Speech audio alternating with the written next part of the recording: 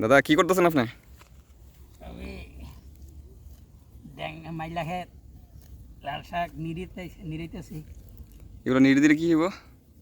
ফসলটা তাড়াতাড়ি বড় হইব। তাড়াতাড়ি পড়বো নাকি? মানে ঘাস অনেক বেশি। ঘাস অনেক বেশি, জোরটা টেনে লিখতেছে তো।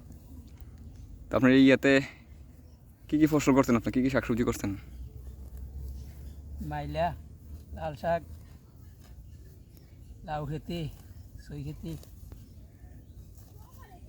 তারপর ইয়াও তো করলেন দেখলাম কি যে মূলাও তো করছেন না? মূলা খেতি। পালং শাক নাই না? না, পালং শাকটা বাইনাইছিলাম, উঠছে না একটা। এই কতদিন আগে করছিলেন এগুলা?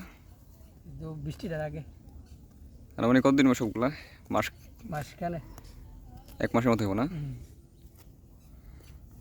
কেমন হয়েছে মোটামুটি শাকসবজি?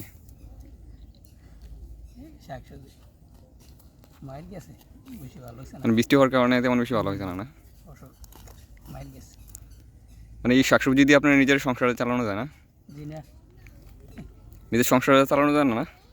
না, কিন্তু সংসারে খাওয়া যায় নাকি? খাওয়া যায়। দৈনন্দিন যেই চাহিদাটা শাকসবজি এটার প্রয়োজন মেটানো যায়, তাই না?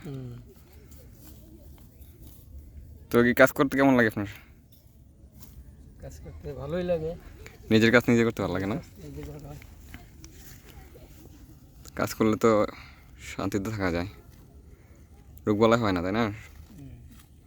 তো আপনি তো কাজও করেন, নামাজও পড়েন দেখি 5 ওয়াক্ত। জি। অনেকেও দেখি যে কাজের কারণে নামাজ পড়তে পারে না। তার মধ্যে আপনি তো 5 ওয়াক্তই নামাজ পড়েন, তাই না? কাজও করেন, 5 ওয়াক্ত নামাজও আদায় করেন। নিয়ম তো এটাই না, নিয়মিত। নামাজ আগে কাজ পড়ে। তো সবার উচিত নামাজ পড়া এবং কাজও করা।